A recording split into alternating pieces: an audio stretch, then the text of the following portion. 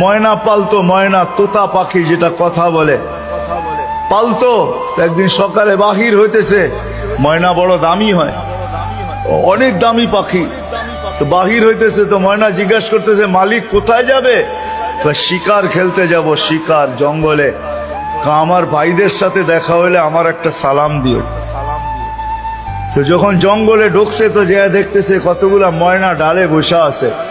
তো নিজের ময়নাটার সালামের কথা মনে উঠছে, তো ডাক দিয়া কইতেছে শুনো, তোমাদের মতো একটা ময়না আমার বাড়িতেও আছে,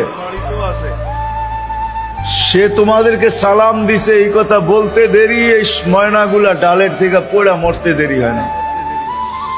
তার মন খারাপ হয়ে গেছে যে ওর সালামে এমন কি বিষ মিশানো ছিল যে এত দামি দামি 12-13টা ময়না মরে গেল।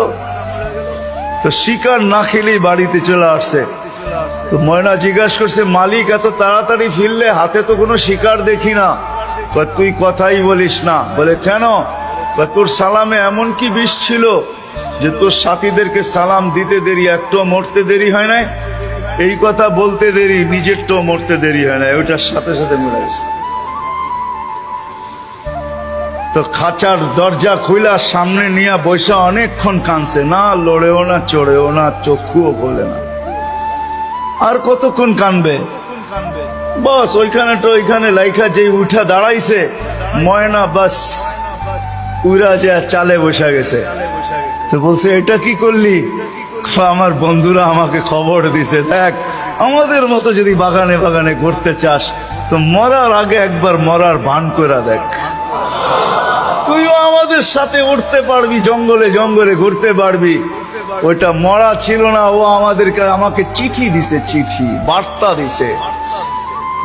দিছে। এই জন্যই আল্লাহ ওয়ালাদের কাছে, যাদের বয়স হয়ে গেছে আর কত করে, জান আল্লাহ ওয়ালাদের কাছে পড়া থাকেন, জান আল্লাহর রাস্তায় পড়া থাকেন। মা বোনদেরকে বলবো জান মুসল্লায় পড়া থাকেন। ভাবেন মরার আগে মরা গেলাম, তাইলে চিরদিনের মৃত্যুর থেকে বেঁচে যাব, জান্নাত মিলবে। জান্নাত করবো তো পাক্কা ওয়াদা।